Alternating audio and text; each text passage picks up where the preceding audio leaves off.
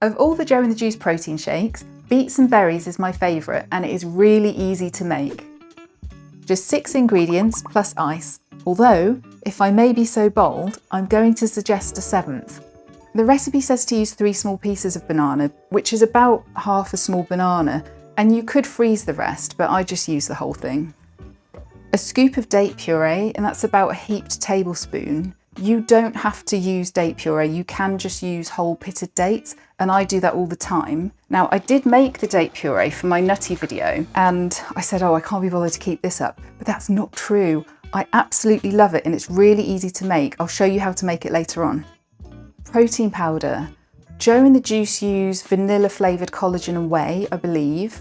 I am going with unflavoured pea. It's quite strong, so just be mindful of that if you're using pea. Right, it's a couple of scoops. A teaspoon of beetroot powder. I really love the colour of this and the taste. It just makes the smoothie a bit more interesting. 6 or 7 strawberries. I'm using frozen because they're a lot cheaper than fresh. You can use any berries. I've made this with blueberries, cherries, raspberries, or a mixture. They're all lovely, they all work well. 6 ice cubes. They're stuck. Oh no, they're really stuck. Joe in the Juice use sprout milk, pea protein. We're going to fill it up to, I think, the 16-ounce mark. It's quite hard to see. You could use any milk.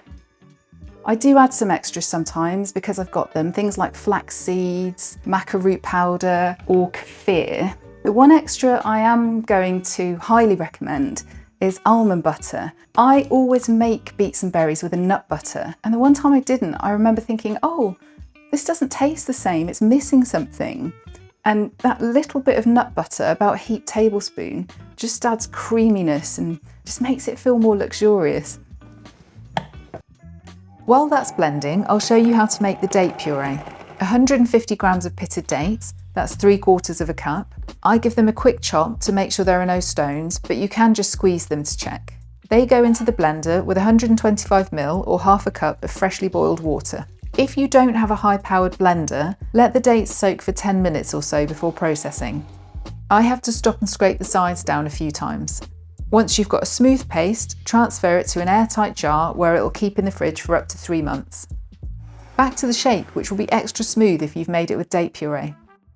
This is optional, but I sieve over a bit more beetroot powder because I can't resist the colour. Time to enjoy your homemade protein shake. It'll taste extra sweet because you've saved yourself so much money. If you're a Joe in the Juice fan, check out my nutty video, link in the description, and do subscribe because I'm going to make Choco Flex and Big Matcha Energy soon.